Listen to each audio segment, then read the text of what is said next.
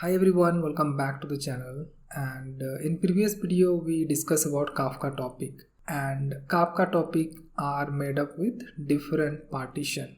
This partition help us to horizontally scale it up. So right now let's say I'm consuming for few systems, like 3-4 systems. Then I have 3 different partition.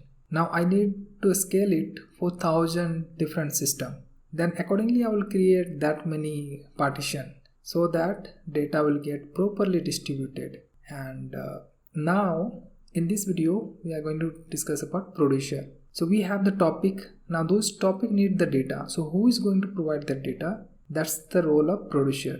Producer will put the data into topics, or you can say topic or their corresponding partitions in a topic. So producer will write data to the topic.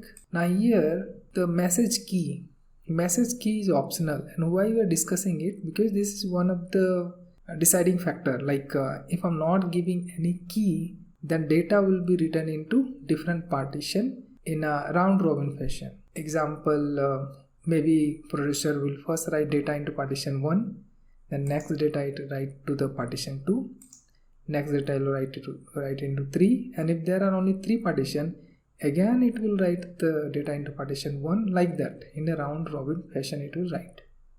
But in case if you are going to provide a key, that time it will write the same data to same partition. Example here, like if I have employee ID as a key, and let's say I'm writing employee 101 to partition 1, that means all the data for this particular employee I will write into partition 1 only. So there is a logic or algorithm that's called murmur2. Using that it will decide where or which partition it is going to write the data. Now Kafka message, there are these many things like key and value. Value will get the message part. So key is optional, which will decide like which particular partition it will write the data. Then we have compression like ggif or snappy. So those kind of compression information will be there. Then header is again key value pair.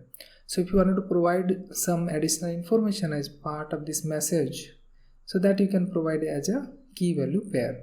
Then we have partition and offset. These two things we discussed in detail in a previous video when we discuss about Kafka topic.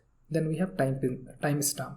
So combination of these, what we get as a Kafka message. Now one more important point here is serializer. So when we get the data in Kafka, those are bytes. So if you have string data, that will get converted by serializer to bytes. If you have integer, again integer will get converted into bytes. Now when we'll discuss about the next topic on consumer, that time we'll see how it will deserialize. So right now your string will get serialized to bytes.